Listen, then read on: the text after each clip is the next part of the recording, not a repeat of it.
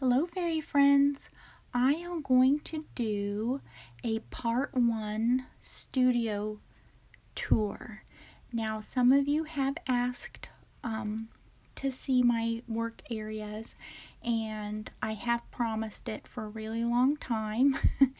And the reason that I haven't is because once I get one section cleaned up, like this quarter of the room, then I go to the next, and the area that I just finished cleaning gets messed up. So, like at the end of the day today, after I finish up on some fairies, this area will be destroyed. So, I'm going to go ahead and record this in a part 1 and a part 2. And I know you're probably thinking, how long could it possibly take to clean up a room? Well, I have a lot of supplies, and I basically tear them all out of their drawers and out of my closet while I'm working. So this looks relatively tidy. The other parts of the room are just shameful and destroyed right now. So this will be part 1. And right on this little table right here is my sculpting area, and then over here is where I would go on to dress the fairies. And I'm doing a voiceover because I went to listen to this and everything was fine except for my creaky floor. It started to get on my nerves, so I'm thinking it'll probably get on all of your guys' nerves.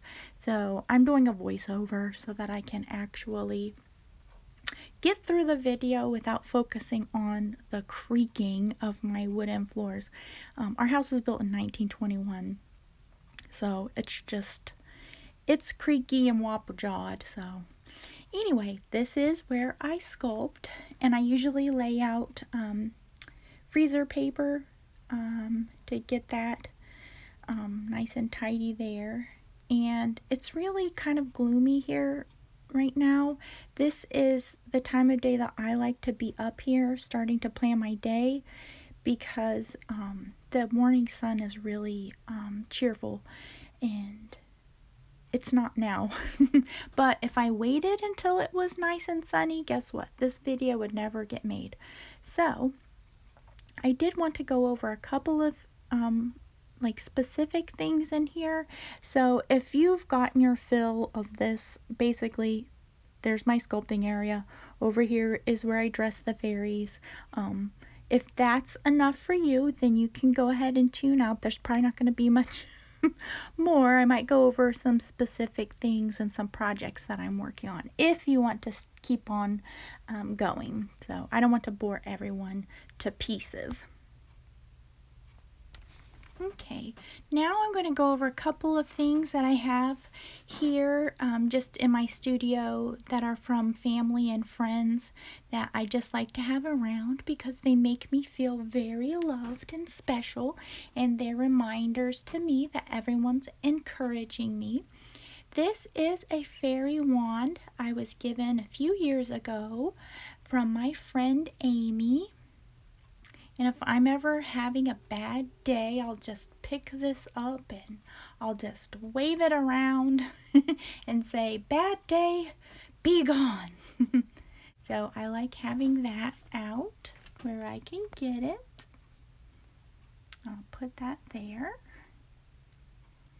And I'll have pictures of my kids everywhere when they were little, present pictures and stuff. And here are some brass bells, and these are here because I give these a shake when a fairy is complete, and that's usually when they get their wings. That is their last little thing. And these were always out at Christmas time. My mom had a big bunch of these that she'd hang out, and so I decided I didn't just want them out at Christmas, so I've separated them out. And I have some here. Porcelain dolls that I'll keep out, the doll heads rather, for just something interesting to look at and also for reference. And here's some of my cabinet cards that I collect. And I have some with babies and some gentlemen, and I like the older ladies too. I just love them. they're like instant relatives.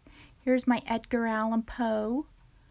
He has been patiently waiting. He did do a stint at a hospital. He was a doctor, but he needs his regular outfit.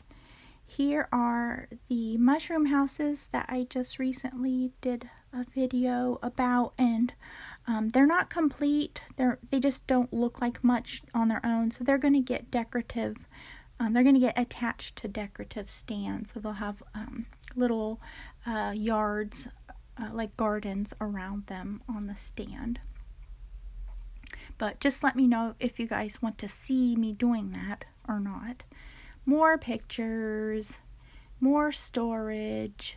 Here's a sewing bird that my dad got me. I think I was 13. And that was whenever I was really getting into Victorian things. I was kind of a weird kid. Anyway, here are some big paper dolls that my Aunt Tammy got for me. And my cousin Becky might have been involved too. I don't know. They're a team. My cousins, if they see anything that's fairy related or anything Victorian like this, they know that's for me. So I love those. Those will stay there forever. That frame is actually a mirror frame from my grandma and grandpa's house before the house got torn down. There's a picture of my husband at prom and a lamp that my mom always had out that she gave me. And here is a fairy. Actually, my Aunt Tammy got this fairy for me too. And if she saw it, she probably might not recognize it because I painted it. I'm the spray paint queen. Here's the other one. It was a pair of them. And I think they're really for the garden, but I don't care. They're in my room now. And there's a Grimm's fairy tale book that my Uncle Billy gave me. And up here is a couple of little prints that were like a couple dollars at an antique store. You can find some cheap things there too. And I got these at an antique store too. My husband just did get these for this Valentine's Day for me. And those weren't expensive either. They're really cheap. They're just a few dollars. So I'm always on the lookout for things like that. And none of this stuff is expensive. It just means a lot to me. And back up here is a couple of silhouettes cut by my friend who used to be across the street. She's now in a nursing home. And she always cut these silhouettes by freehand. And I actually gave her pictures of my kids when they were that age, and she cut those. And these ones, we visited her at a fall fest, and she made those. But these ones, she got my daughter's chin and her nose, her hair. Let me zoom in. I like that they have the little eyelashes. She got my son Nathan's curly hair, and she just made these up from photographs that I had, and none of them were in profile. She just came up with this, and I cherish these. And these are the ones from the fall festival that we visited while she was cutting silhouettes for people. And I love these. And she cut them in minutes. They were wearing winter jackets. And so she kind of stylized the jacket to make them look old-fashioned. She got my son's profile and my daughter's profile perfectly. My teddy bear is blocking that. And she actually did show me a lot of things about cutting silhouettes. And I do cut silhouettes. I'm just still needing a lot of practice on it because it really is its very own art to sit and cut freehand while someone is sitting in front of you.